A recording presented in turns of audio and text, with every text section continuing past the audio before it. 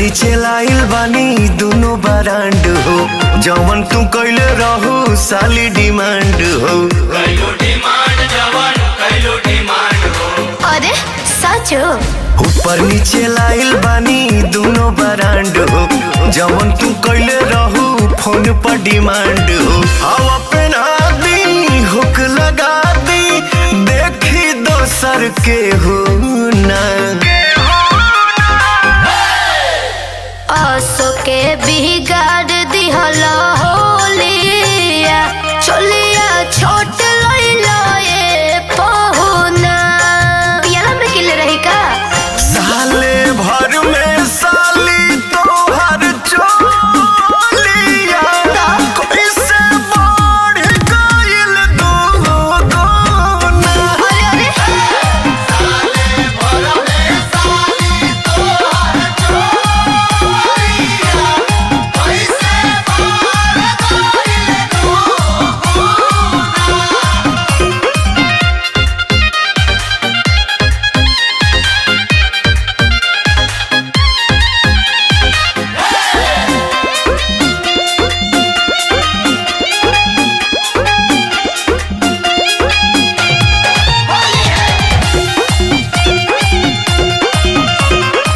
एक इंची छोट बता रखो मैनेज में, 36 के कैसे भइल 19 के एज में।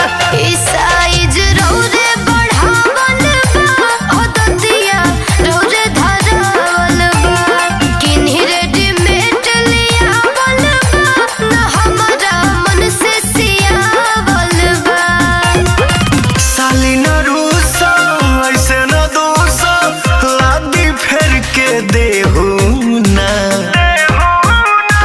हटी, रउआ से कुछ ना होई। आसो के बिगाड़ दिहला होलिया, चलिया छोट लइला ये पहुना।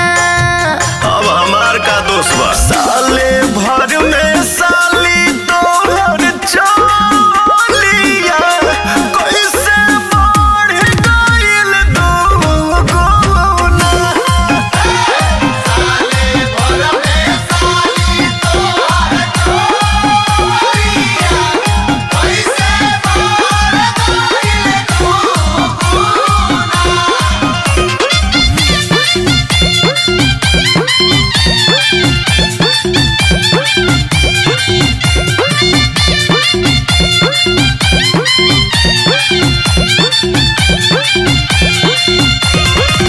एही बताटा साली असो के फगुआ, तू ही तो बड़ू एगो जीजा जी के लगुआ। मजाक न हमरा सोहाला जी, कि दाल में काला बुझाला जी। पेन्ही तो सब कुछ जानाला जी, भीतर से मनवा न जाला जी। हरुण बिहारी पवन से प्यारी, सट के मजा ले हो ना। करबो हे ड्रामा।